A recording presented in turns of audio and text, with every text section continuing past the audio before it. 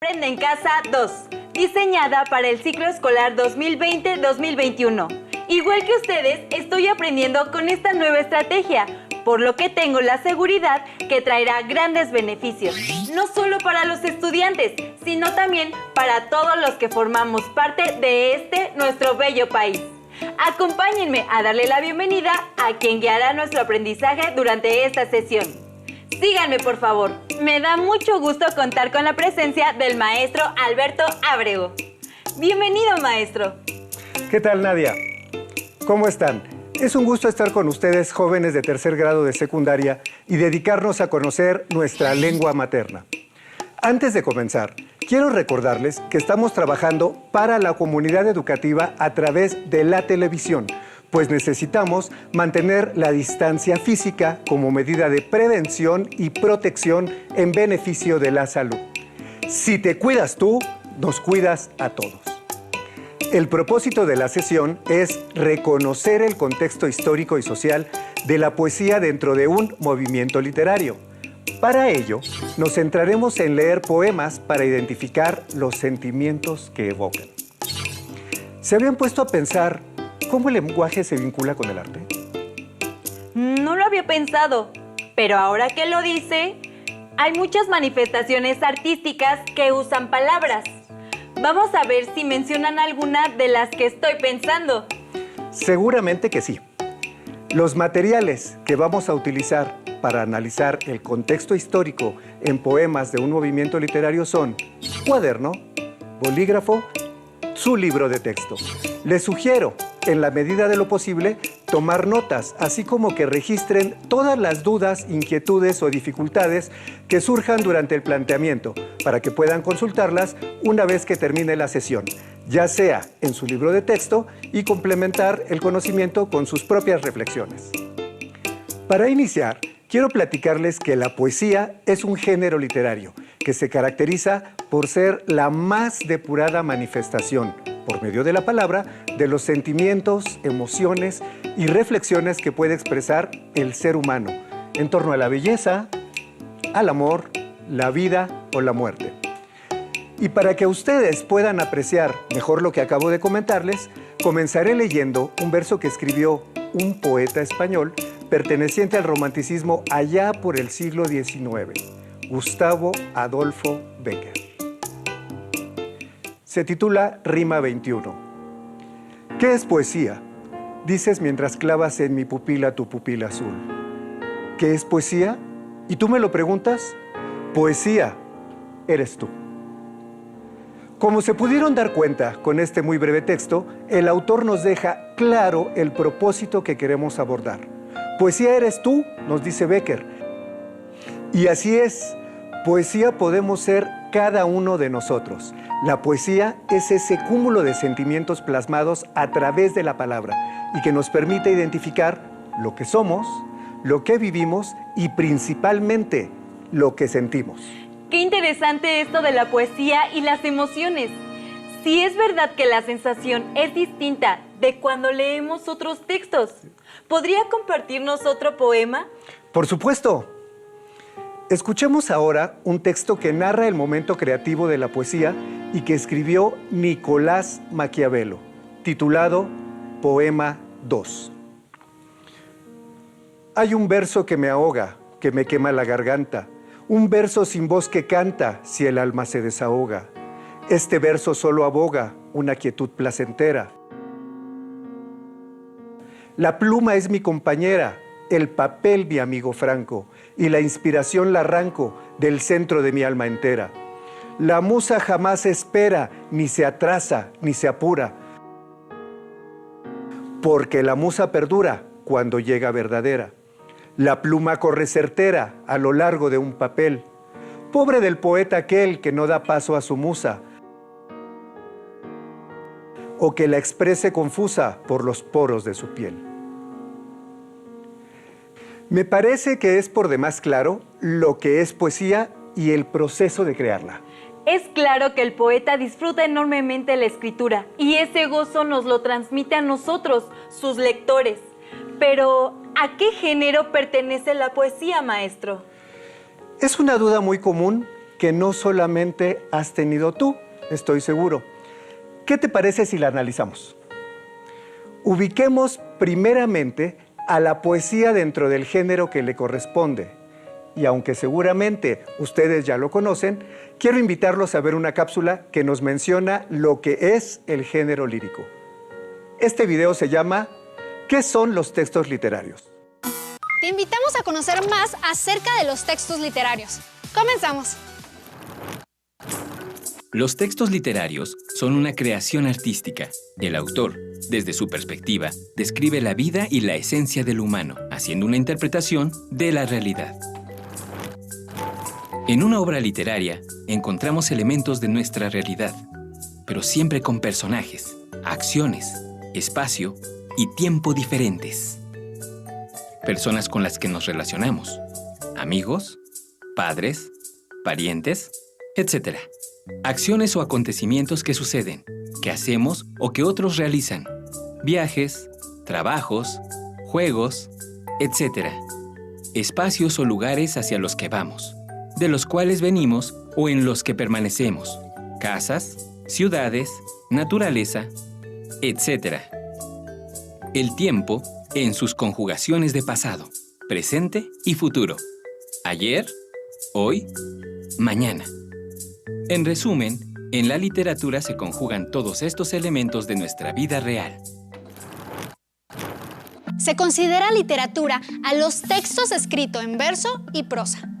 Los géneros literarios en los que se dividen son lírico, narrativo y dramático. El género lírico expresa sentimientos, emociones, sus ideas, sus reflexiones, para lo cual utiliza generalmente el verso. Algunos sentimientos que expresa este género son el amor, tristeza, soledad, entre otros. Varía el modo en que se trata según la época. Se caracteriza por presentar la realidad desde el punto de vista del autor. Muestra la visión íntima y personal del ser humano. En ellos, el poeta habitualmente expresa sus sentimientos, pensamientos, estados de ánimo o vivencias, aunque en ocasiones puede atribuirlas a un sujeto diferente. Predomina el empleo de la primera persona y la visión subjetiva del narrador. Dentro de los géneros literarios existen subgéneros. Son lírico, canción, poema de tema amoroso. Elegía, poema en el que se llora la muerte de un ser querido. Oda, poema que trata de un tema serio y elevado. Sátira, poema utilizado para ridiculizar a alguien o a algo. Égloga, poema extenso con temas de la naturaleza y ambiente pastoril. Muy bien, fue breve pero sustancioso. Recordemos que desde la antigüedad los poemas se recitaban con el acompañamiento de la lira. Por lo tanto, y gracias a sus características de sonoridad, ritmo y entonación, es que la poesía se le denominó como género lírico.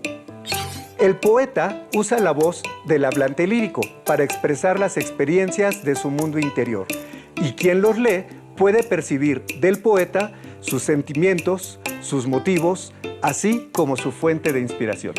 Maestro Ábrego, ¿de qué otra forma podemos seguir aprendiendo lo que es la poesía y cómo se vincula con el lenguaje y el arte? Es muy buena pregunta. Y para responderla, veamos una definición de poesía, pero ahora la trabajaremos de una forma interactiva con un crucigrama. Ayúdenme, por favor. Aquí irán apareciendo palabras que se pueden ir cruzando, por ello el nombre de crucigrama, para que podamos repasar nuestro aprendizaje. Vamos por la primera palabra, es poesía, que es el tema del que estamos hablando, y en este caso es la manera de expresar. Viene la segunda palabra. ¿Qué es lo que vamos a expresar? Pues nuestros sentimientos. Aquí tenemos una palabra más. ¿Qué sentimientos son aquellos? Alegría, tristeza, dolor, nostalgia, amor, todos ellos, por ejemplo. Ahora bien, la poesía nos dicen que es un estado. Ahí está la palabra estado. Un estado sentimental, de manera emocional. Viene la palabra emoción, no viene la terminacional, pero viene la palabra emoción en nuestro crucigrama. Manera emocional y significativa ante una situación o ante una realidad. Ahora, viene otra palabra que se asemeja a la primera, poesía, y este es poema, que es una composición que mira al mundo desde la interioridad del ser. ¿Cuál ser? El ser humano, con sus emociones, ideas, la palabra ideas y sentimientos. Ahora bien, tenemos aquí una palabra muy interesante y muy importante en la poesía, verso, que es la unidad de ritmo que se caracteriza por estar separada, es decir, en líneas o renglones. Cuando hablamos de que una estrofa tiene 4 versos, hablamos de que tiene 4 renglones. Espero les haya gustado el crucigrama y hayan visto que este tipo de actividades nos ayudan a repasar lo aprendido. Gracias, maestro. Qué buena manera y qué creativa de explicarnos un concepto que no siempre es fácil de aprender, pero hemos aprendido que cada texto sirve para algo. El ensayo, para exponer ideas. Los artículos periodísticos, para comunicar un hecho. ¿Para qué nos sirve la poesía?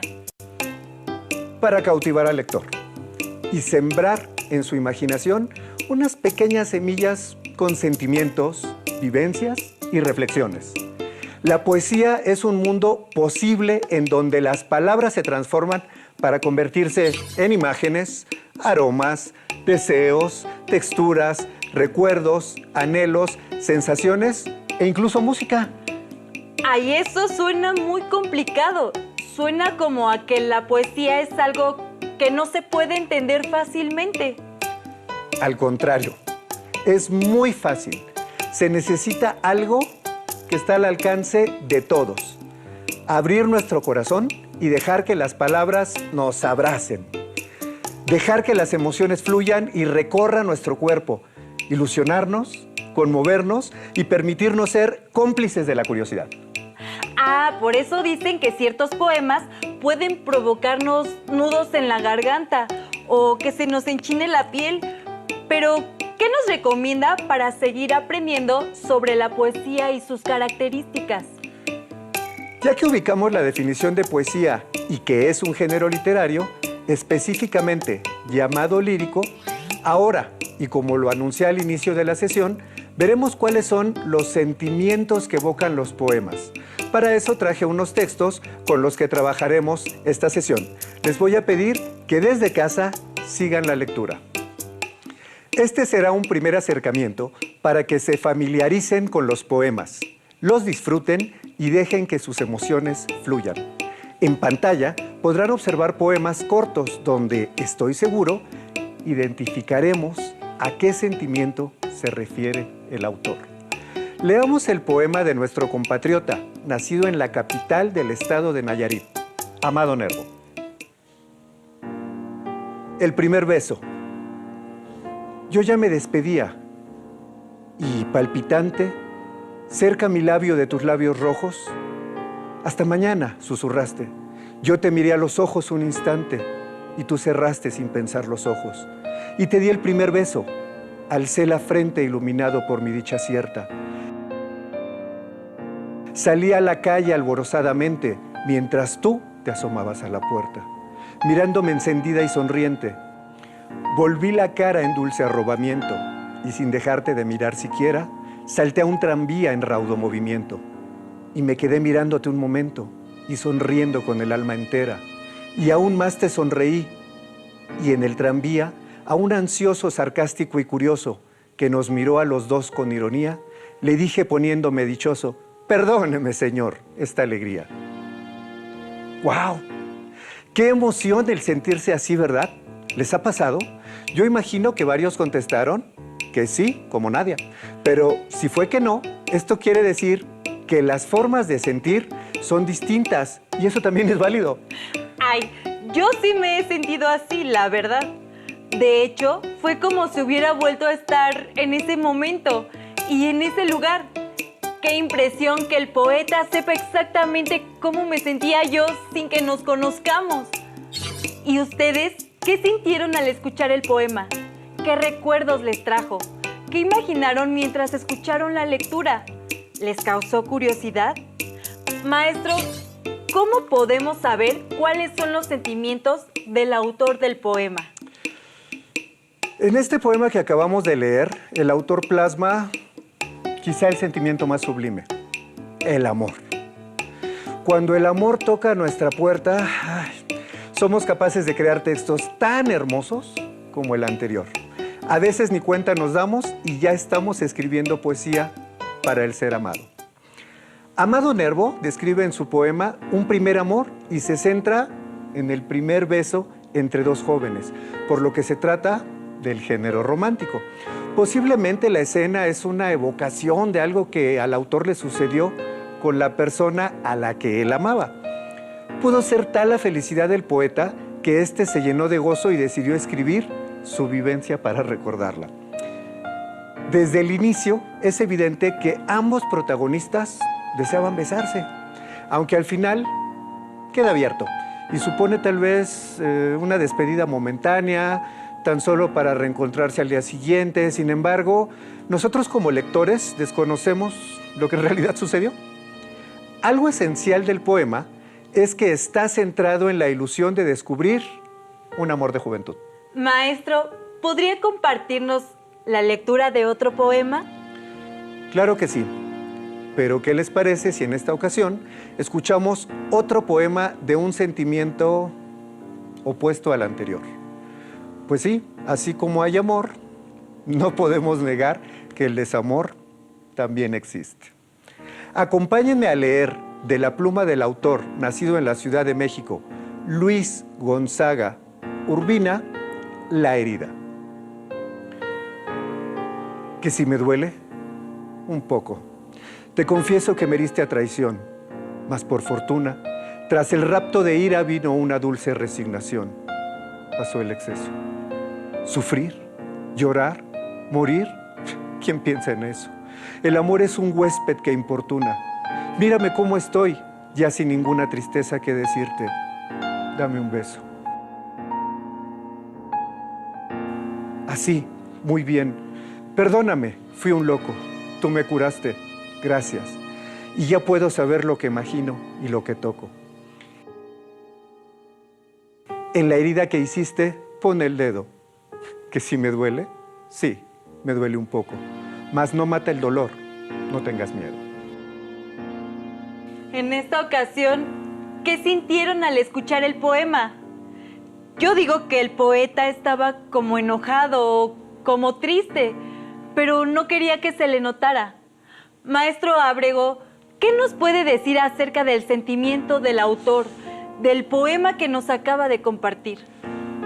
Pues, como pudieron darse cuenta, en el poema de Luis Gonzaga Urbina, que también lo conocemos como Luis G. Urbina, se expresa un profundo dolor ante una decepción amorosa, por lo que el poema contiene palabras que hablan de traición, infidelidad, resignación. Para el autor, el amor no es agradable, aunque en el desenlace del poema, él concluye que, a pesar de la infelicidad, hay que seguir adelante.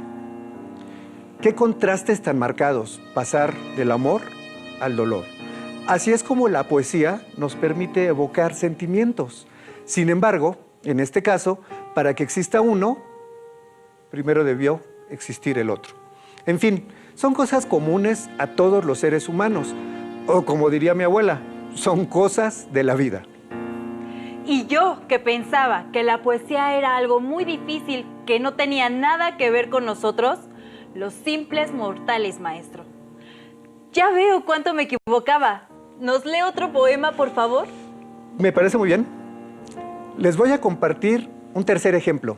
Están leyendo conmigo allá en casa, ¿verdad? Por supuesto, al pie de la letra. Ahora escuchemos el poema Para entonces, del escritor Manuel Gutiérrez Nájera. Para entonces, quiero morir cuando decline el día, en alta mar y con la cara al cielo, donde parezca sueño la agonía y el alma un ave que remonta el vuelo. No escuchar en los últimos instantes, ya con el cielo y con el mar a solas, más voces ni plegarias sollozantes que el majestuoso tumbo de las olas. Morir cuando la luz triste retira sus áureas redes de la onda verde y ser como ese sol que lento expira, algo muy luminoso que se pierde. Morir, y joven, antes que destruya el tiempo, aleve la gentil corona, cuando la vida dice aún, soy tuya, aunque sepamos bien que nos traiciona. Uy, este suena un poco triste, ¿no? ¿O qué nos puede decir del autor de este poema y de sus sentimientos? Pues, más que tristeza, el autor nos habla acerca de la tranquilidad. Esa que nos puede dar justamente una vida bien llevada. El sentimiento que se expresa se puede interpretar como el final de la existencia después de haber llevado una vida tranquila. Manuel Gutiérrez Nájera trata de expresar su deseo de morir sintiéndose dueño de su vida, por lo que compara las características de esta con las del mar, así como su deseo de que al morir la postura de su cuerpo dé la impresión de que está dormido. Insisto en que son pensamientos que tal vez tengamos todos, son sentimientos comunes, pero parece que nunca los hubiéramos reconocido hasta que los escuchamos en la poesía. Ha resultado una grata experiencia conocer cómo identificar los sentimientos que evocan los autores en sus obras poéticas. Maestro, muchas gracias por compartir este conocimiento con nosotros. El tiempo ha transcurrido, Nadia, y estamos llegando al final de esta sesión. Como pudimos darnos cuenta, la poesía es considerada la expresión de la belleza a través de la palabra. Y quiero cerrar con un fragmento de otro poema. La poesía del poeta chileno Pablo Neruda. Y fue a esa edad. Llegó la poesía a buscarme. No sé de dónde salió. De invierno o río. No sé cómo ni cuándo. No eran voces, no eran palabras, ni silencio. Pero desde una calle me llamaba, desde las ramas de la noche. De pronto, entre los otros, entre fuegos violentos o regresando solo, allí estaba sin rostro y me tocaba. Antes de que nos vayamos, ¿podría compartir con nosotros su opinión acerca de lo que el autor del poema pudo estar evocando en el momento de escribir su texto? El poema de Pablo Neruda, que les acabo de compartir, es un ejemplo del poder del lenguaje y el efecto que puede producir. Como ya se dieron cuenta, este poema provoca un sentimiento de emoción profunda, ese que sentimos los seres humanos cuando nos encontramos con un poema que nos toca el corazón, que nos habla de lo que hemos vivido o sentido en algún momento de nuestra vida. Sin darnos cuenta, en estos minutos que hemos estado juntos, hemos hecho un breve recorrido por los siguientes movimientos literarios. El Renacimiento, con el poema de Maquiavelo, el Romanticismo, con Gustavo Adolfo Bécquer, el Modernismo, con Luis G. Urbina y Manuel Gutiérrez Nájera, y el último, Neruda, que es un autor contemporáneo que vivió en esta época. Pero, ¿saben? Les tengo un reto. Para ello, vamos a involucrar a la familia, papás, mamás, también a los abuelitos. Recuerden que si no están juntos físicamente, los pueden contactar por medio de una llamada. El reto consiste en que les pidan que les lean el poema de amor que más les guste. Lo anoten y después escriban uno que les guste a ustedes para ver cómo ha cambiado lo que pensamos acerca de este sentimiento a través del tiempo. Para superar el reto y ampliar aún más su conocimiento, les invito a consultar las lecciones correspondientes al aprendizaje esperado. Reconoce el contexto histórico y social de la poesía dentro de un movimiento literario. Esto en su libro de texto. Si tienen acceso a libros o internet, continúen investigando y buscando más poemas. Por supuesto, pueden pedir apoyo a sus maestros. Es así como hemos llegado al final. Espero que pronto nos encontremos de nuevo. Mientras tanto, sigamos avanzando. Soy Alberto Ábrego. Hasta la próxima. Listo, terminamos. Pero aún nos queda mucho por explorar y descubrir. Así que nos vemos pronto aquí en Aprende en Casa 2. ¡Hasta pronto!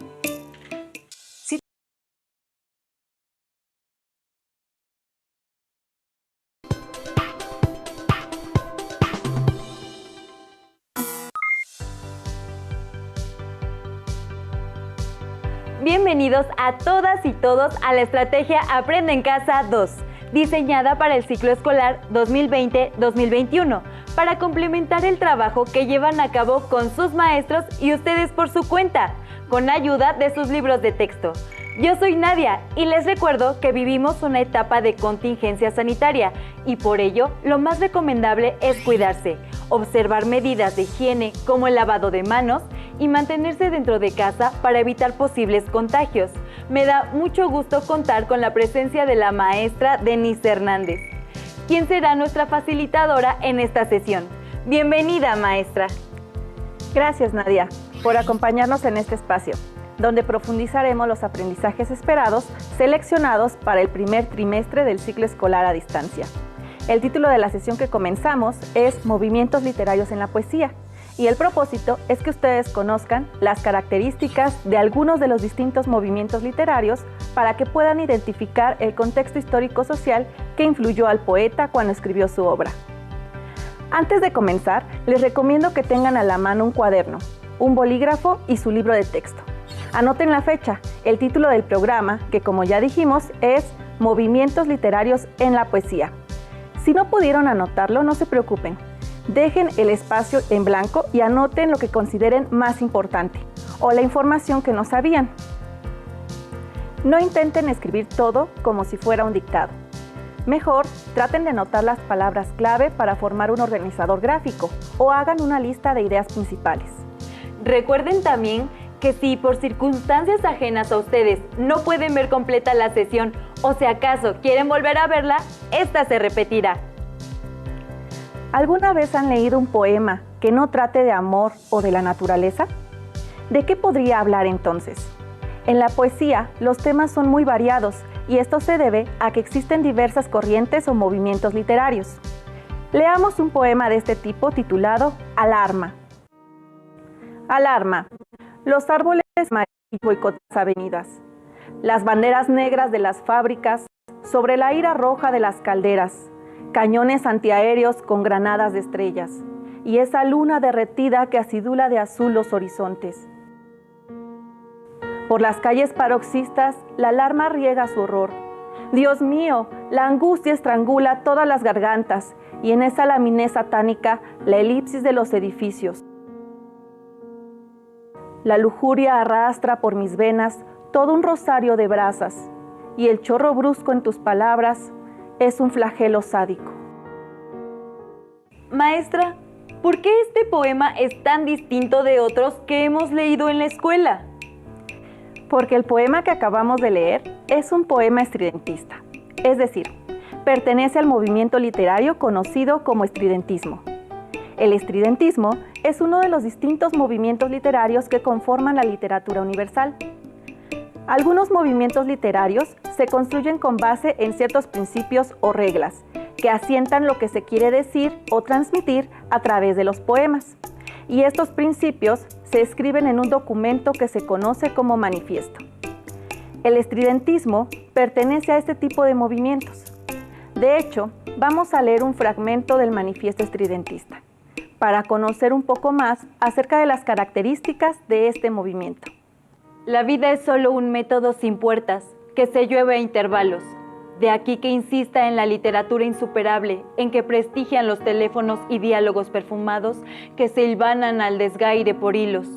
Para hacer una obra de arte, es preciso crear y no copiar.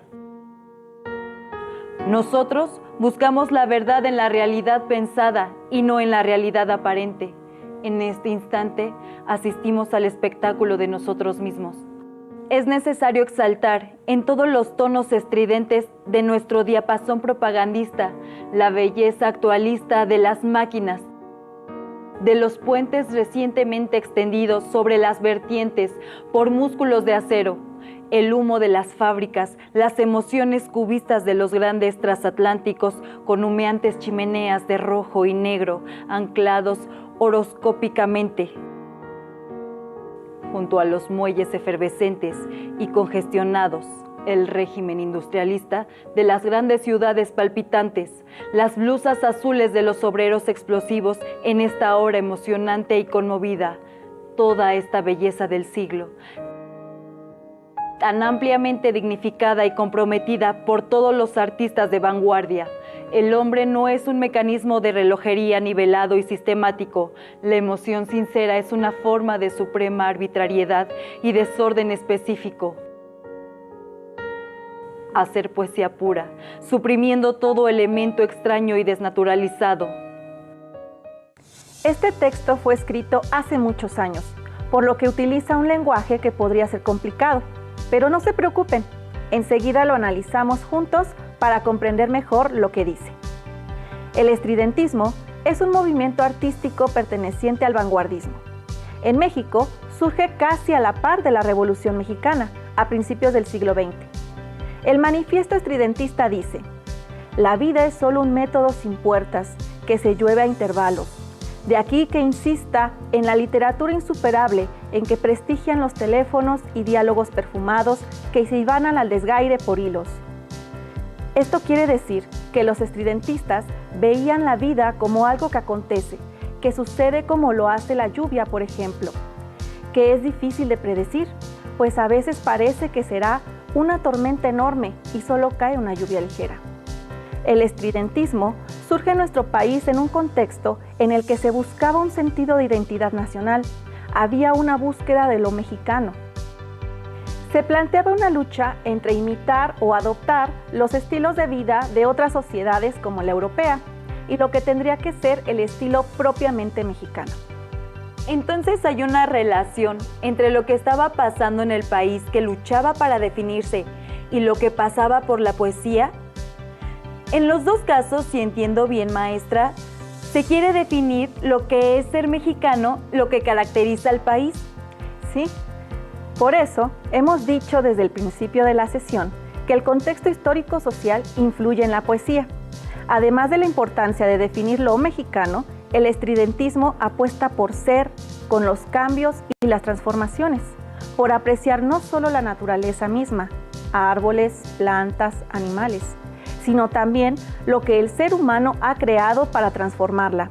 Por eso dice: para hacer una obra de arte es preciso crear y no copiar.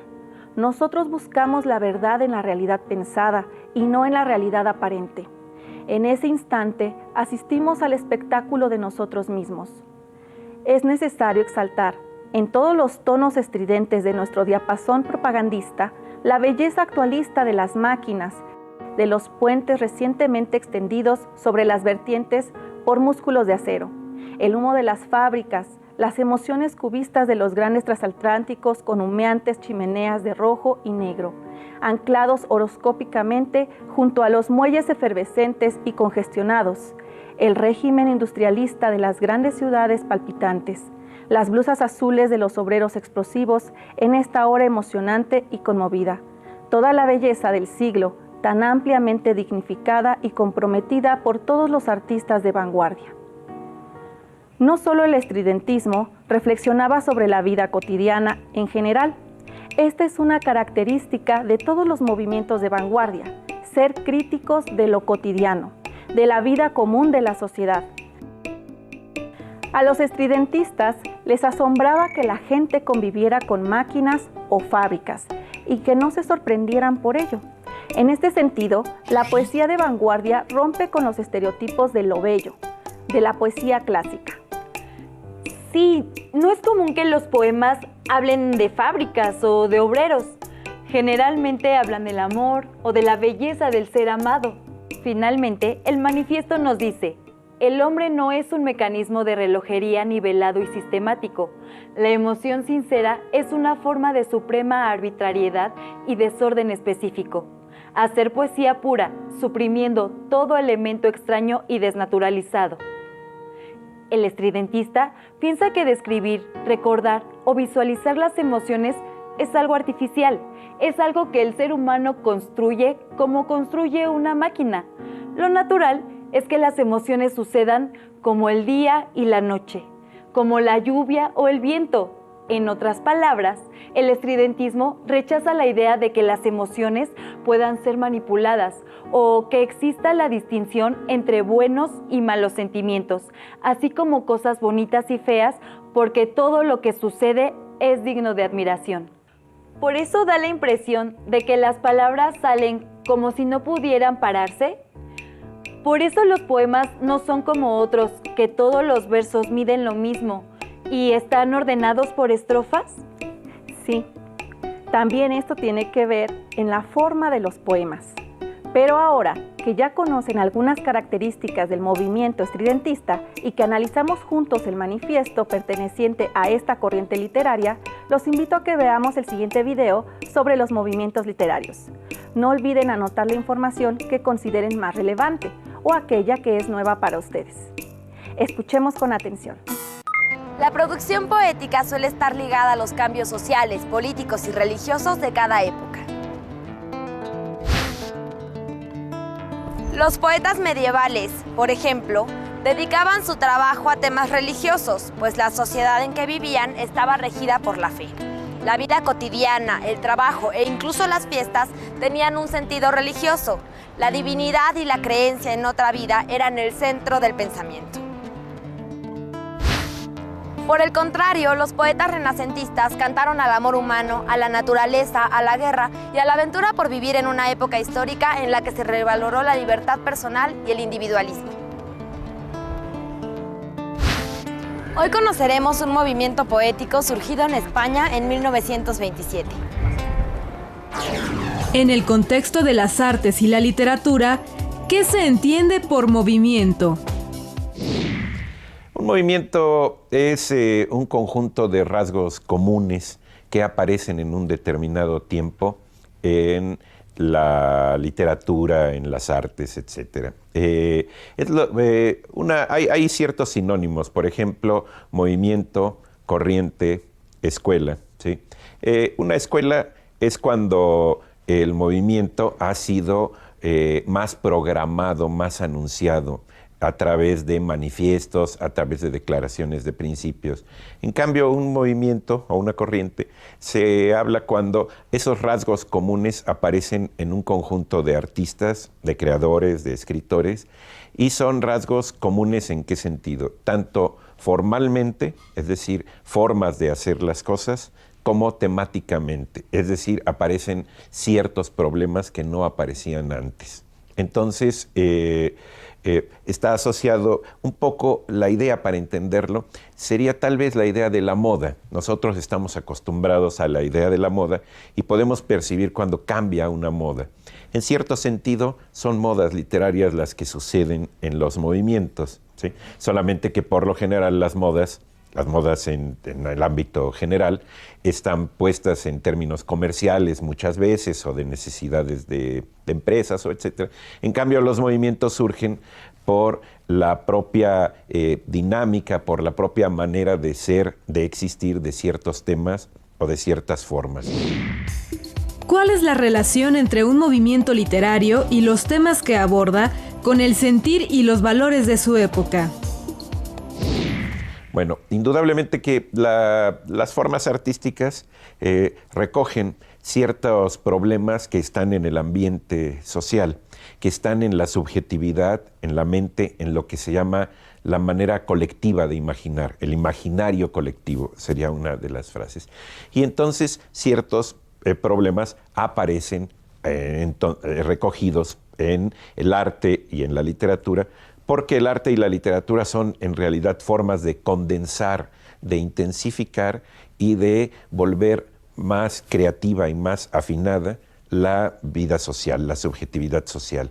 Entonces, por ejemplo, antes la problemática de la mujer no era una problemática que estuviera en términos sociales en la mente de nadie, y de pronto aparece pues en los temas de la literatura. La literatura es como una especie de termómetro o sismógrafo, para ponerlo así, que va reconociendo ciertos problemas que están ocurriendo, que están sucediendo en el ámbito social.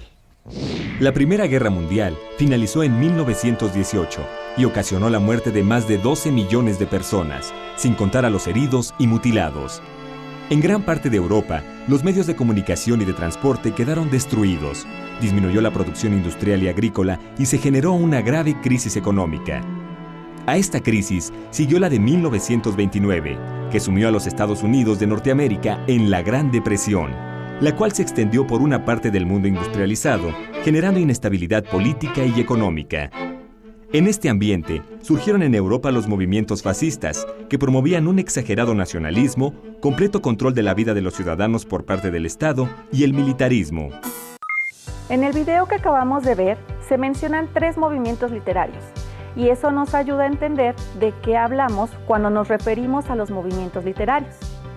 Revisemos primero qué es un movimiento literario, y después recuperemos la información sobre las características de los 3 movimientos mencionados en el video. Un movimiento literario es un conjunto de rasgos comunes que aparecen en las artes y en la literatura en un tiempo determinado. Otros nombres con los que se puede identificar a un movimiento literario son escuela o corriente literaria. Sin embargo, existe una sutil diferencia entre una y otra. Se llama escuela literaria cuando existen principios o reglas que la definen y que están plasmados por escrito en textos denominados manifiestos, como en el caso del estridentismo. Cuando no existen estas reglas o principios, pero hay un grupo de artistas que comparten ciertos rasgos con sus obras, como la temática o el estilo de escritura, estamos hablando de una corriente literaria. Para que quede más claro, podemos comparar los movimientos literarios con la moda. Los objetos de moda responden a iniciativas comerciales o mercantiles, donde se promueve que la mayoría de la gente quiera tener esos objetos para que todos estén en sintonía. Pero los movimientos literarios suceden al revés, pues surgen de la sintonía que se da en la mayoría de las personas en una sociedad determinada, de acuerdo con la cultura vigente en esa época. A ver, déjeme ver si entendí, maestra, lo que está diciendo con este ejemplo de la moda. Es que los movimientos artísticos surgen de la sociedad, de lo que está viviendo y pensando, de tal manera que los temas de la poesía y el arte surgen de las preocupaciones de la sociedad. ¿Es así? Es así. Por eso, el entrevistado que aparece en el video que vimos identifica como principales características de un movimiento literario, primero, que éste reconoce los problemas comunes de una sociedad, de un tiempo y un lugar determinados. Y segundo, que es una forma de condensar o intensificar el estilo de vida de esa sociedad. Entonces, un movimiento literario sabemos que se refiere a la relación que se establece entre grupos de artistas, en este caso escritores, que se identifican porque comparten características comunes. Además, surgen en determinadas épocas, por lo que sus obras se relacionan con los cambios sociales, políticos y religiosos de la época. Las características principales son que comparten una temática, es decir, abordan problemas particulares o generales que afectan a la sociedad y la forma de crear sus obras. En la época medieval, la poesía abordaba temas principalmente religiosos, porque en esa época el centro del conocimiento y de la vida de las personas era lo divino, pues creían en la existencia de un ser supremo que debía conocer una vida después de la muerte y vivían preparándose para ese momento. En el Renacimiento, esta visión cambia y ahora el centro del conocimiento es el ser humano y su relación con el mundo que lo rodea. Por eso, los temas que aborda el movimiento renacentista tienen que ver con los sentimientos y emociones humanas y con la forma en que hombres y mujeres vivían en esa época. Tanto el medioevo como el Renacimiento surgen y se desarrollan en Europa. Más recientemente, podemos mencionar como ejemplo de movimiento literario a la generación del 27. Este movimiento se da en España en el año de 1927, con motivo del homenaje a Luis de Góngora, un poeta que vivió en el siglo XVII y formó parte muy importante de lo que se conoce como siglo de oro español, porque se considera que en esta época se produjo poesía y literatura de gran calidad. La conmemoración de 3 siglos del fallecimiento de Luis de Góngora en 1927 propició una revolución en la poesía española, y por eso a quienes participaron de esta reflexión profunda en torno a la poesía española se les conoce como Generación del 27. La Generación del 27 es una corriente literaria que se da a la par de los movimientos fascistas. Estos movimientos se caracterizaron por promover, por un lado, un nacionalismo exagerado y por el otro, el militarismo. En esa época, el gobierno pretendía ejercer un control total sobre la vida de sus ciudadanos. Los escritores pertenecientes a esta corriente literaria criticaban y estaban en contra de los movimientos fascistas, por lo que la mayoría de ellos fueron encarcelados. Es decir, que la poesía, lo que sucede en el mundo y en la sociedad, ¿están muy unidos, maestra? En efecto, como hemos visto a lo largo de la historia de la literatura y de las sociedades, han existido distintas escuelas y corrientes literarias. En el caso de la lengua española, podríamos ordenar cronológicamente las escuelas y corrientes de la siguiente manera: la antigüedad clásica, el medioevo, el renacimiento, el barroco, el neoclasicismo, el romanticismo, el realismo, el modernismo, el vanguardismo y generación del 27. Y me imagino que para cada sociedad las corrientes podrán ser distintas o tendrán un matiz especial, de acuerdo con lo que esté pasando en ese momento. Exactamente, muy bien.